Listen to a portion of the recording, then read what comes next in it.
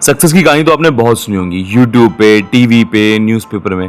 पर फेलियर की कहानी क्या होती है? फेलियर की कहानी में सब कुछ आपको दोबारा से करना पड़ता है और बार-बार करना पड़ता है, क्योंकि समझ में यही आता है कि सक्सेस का सिर्फ यही एक तरीका है। पर इन सबसे पहले एक सेल्फ डाउट आता है, क्या मैं सही कर रहा हूँ? क्या मेरा तरीका सही है? क्या मैं सही जा रहा हूँ? और जो मन भारी हर रोज़ होता है, क्योंकि आपको लगता है शायद फिर से वही हो रहा है, मैं कहीं आगे नहीं बढ़ रहा हूँ, और ये डर आपको बहुत खाता है। कई बार आप अपनी लाइफ दूसरों से कंपेयर करने लगते हो, यार उसका तो सही है, आराम से उसे सक्सेस मिल गई। बट मुझे एक बात समझ में आई है कि लाइफ में ना सक्सेस का खेलना मरते दम तक चलता ही रहेगा। किसी को पहली बार में मिल जाएगी, किसी को दूसरी बार में, किसी को तीसरी बार में, किसी को 50वीं बार में। और ऐसा भी हो सकता है कि सर्टेन टास्क में आपको सक्सेस कभी मिले ही ना। मेरे साथ 4 दिसंबर में ऐसा हुआ था कि मेरा यूट्यूब चैनल हाईजैक हो गया। यूट्यूब वालों से बात की, उन्होंने सक्सेसफुली रिकवर तो करा दिया। उन्होंने साफ साफ बोला कि अब आपके चैनल पे व्यूज़ नहीं आएंगे।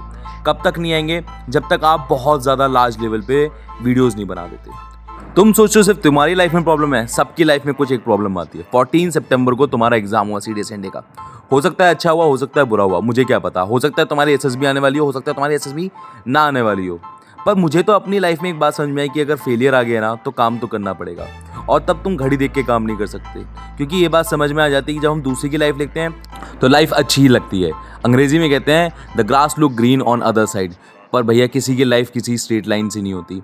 पर एक बात तो तय है ना कि अपनी लाइफ में जो तुम्हें पाना है उसके लिए तुम्हें उतनी मेहनत तो करनी ही पड़ेगी जो रिक्वायर्ड होगी। मैं तो मेहनत में लग गया हूँ। ये मेहनत मैं तब तक नहीं छोड़ूंगा जब तक मैं जो डिजर्व करता हूँ वो मुझे मिल नहीं जाता। मैं पूरी जान लगाऊंगा और जिसके लिए मुझे जहाँ जाना पड़ेगा मैं वहाँ जाऊँगा।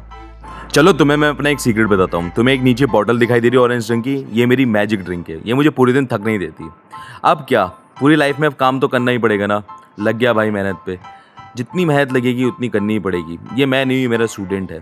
मैं आर्म रेसलिंग भी खेलता हूँ और ये मेरी ताकत है। और जितनी ताकत लगा के ना मुझे दोबारा बाउंस बैक करना पड़ेगा ना, मैं करूँगा। मेरे में आर्म रेसलिंग की इतनी ताकत है कि किसी के 2 हाथ भी मुझे बहुत हल्के पड़ते हैं और आधे सेकंड में मैं खेल खत्म कर देता हूँ। कभी ऐसा होता था कि मैं आधे सेकंड में हार जाया करता था और मैं अपने कोच से कहता था सर पता नहीं लगा क्या हुआ।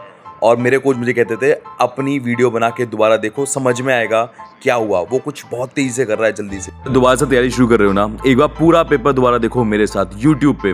पूरा एक एक क्वेश्चन मैं आपको बताऊंगा कहाँ से आया, NCERT से आया, लक्ष्मीकांत से आया, कहाँ से आया वो। आज वीडियो आ रही है, झूठ नहीं बोलूँगा, पर ये दोनों वीडियो 2.5 घंटे की हैं। और कहाँ से कौन सा क्वेश्चन आया ये बताने में टाइम तो लगता है। दिखाना पड़ता है कि हर क्वेश्चन इस पर्टिकुलर जगह से है, और बताया भी है कि एक पर्टिकुलर क्वेश्चन सॉल्व करा कैसे जाता है।